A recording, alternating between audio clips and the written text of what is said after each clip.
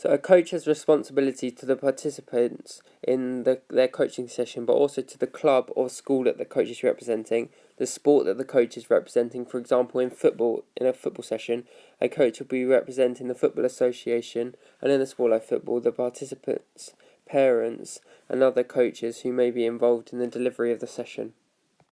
So just doing a CRB check yourself, as this is a legal obligation, as it checks your previous convictions. So you've got the results and it's come back as clear, so you're free to carry on progressing in the role of coach. So that's why I'm just going to do a CRB check yourself, as it's a legal obligation. So just going to check your previous convictions. So you've got the results and it's come back as you do have previous convictions. I assume you know about that. Yeah. Right, so unfortunately you can't carry on progressing in the role of coach. Oh, really? So sort of that. Oh, no worries, thanks, Luke.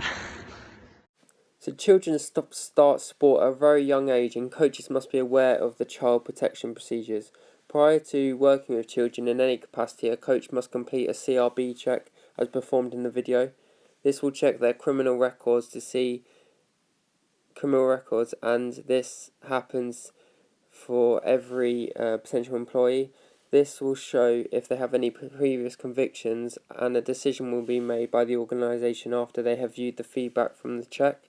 This will also show whether they are appropriate to be a coach or not.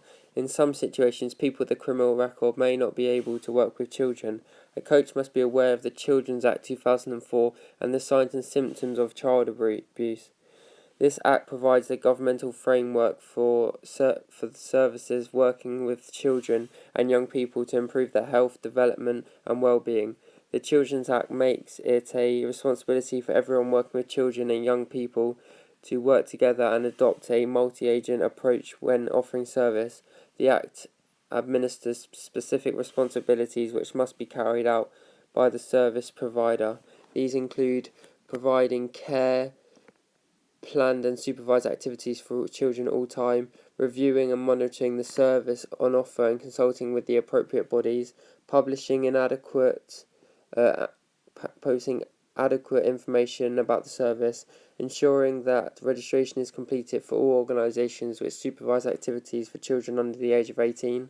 Coaches must be able to recognise the four main forms of child abuse, which are physical abuse, which is physically hurting or injury caused by an adult to a child, sexual abuse, which is adults, both male and female, using children to meet their own sexual needs. Emotional abuse could be fixed lack of love or affection, and neglect, which is failure to meet the children's basic needs like food and warm clothing. So if a child indicates or says that he or she is being abused, the coach or anyone receiving the information should react calm and not frighten the child, but at the same time take it seriously and reassure the child that it will be okay. As a sports coach, they should be aware that coaches have caused harm to children through overtraining, bullying and other forms of mistreatment, and it is vital that a coach always treats children fairly with respect. Hands-on one-to-one sports like swimming and gymnastics are more vulnerable. Lastly, both coaches and players are both vulnerable towards abuse, and if someone hasn't been behaved appropriately, neglect is on their part. Oh, you had a good game there, mate. Yeah, man. Oh, you look like you got a bit tight muscles. You want a massage? No, you're right, No, actually. you look like you do need one. No, you're right. Sure. Conduct means how you behave, so all coaches should behave in a professional manner. They should always behave appropriately as a coach. Their conduct and behaviour will determine the experiences and future behaviour of the athlete they coach. A good coach will demonstrate clear knowledge and experience of the sport, promote fair play, honestly, and reward effort.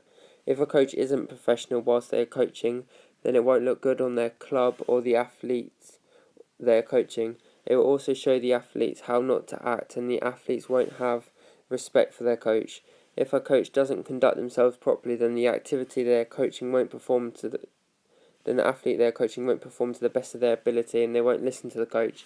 Therefore, with conduct comes respect. Many national governing bodies have set specific codes of conduct to promote appropriate behaviour for coaches who are qualified under the coaches' education scheme. These codes of conduct determine whether or not a coach is acting professionally.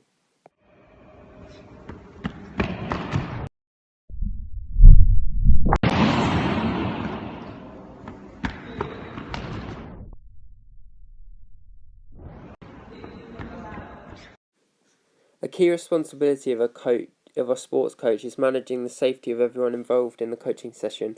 A coach should consider the health and safety of the participants before, during and after the session as a priority.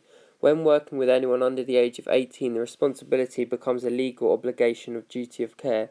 It's often the head coach's responsibility to lead on health and safety, although assistant coaches must also maintain a safe coaching environment at all times, and each club will have a set guideline of how to act and the procedures to follow. All sports carry out an element of risk of injury, some more than others. For example, rock climbing has a greater risk, but it's the role of the sports coach to assess the risk, protect athletes from injury, and reduce the likelihood of a risk and deal with the injuries and accidents when they occur in a professional manner. Although a coach may assess every risk and hazard and implement methods of reducing injury and keeping harm to a minimum, injury can and will occur during sports and physical activity sessions. There are two main causes of injury, which are extrinsic risks and intrinsic risks. Extrinsic risks are something outside the body that may cause an injury, and intrinsic risks are a physical aspect of the body that may cause an injury. Sports coaches may benefit from obtaining a first aid qualification to ensure that they know what action to take if an athlete is injured.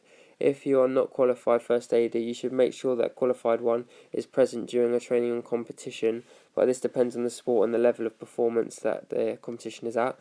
A coach should ensure that athletes seek professional advice as soon as possible if they become ill, sustain a major injury during a session, which includes a fracture, severe bleeding, or head injury, or a minor injury during a session, which could be a muscle strain, cut, or bleeding.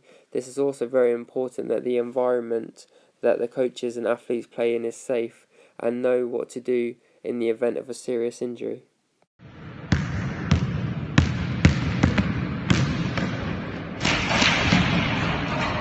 Just set out, let gameplay. Go on.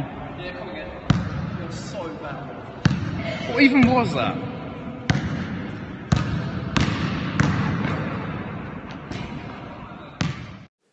As a coach in the sessions, they need to create a friendly environment. It is the coach's job to develop a culture that enables and values the full involvement of all athletes, spectators, parents and match officials, promoting the principles of equality through the delivery of inclusive, high-quality sport. Ensuring equal opportunities is about recognising equalities and addressing and solving the issue that surrounds each one. To achieve high equality, coaches should make sure that the coaching sessions are accessible to all without prejudice to age, gender, ethnicity, race, religion, socioeconomic status, sexuality or ability. When planning a session, coaches will need to cater for participants with different motives, needs and goals. For the session to be suitable for everyone, the coach needs to be willing to adapt the session so this can happen appropriately.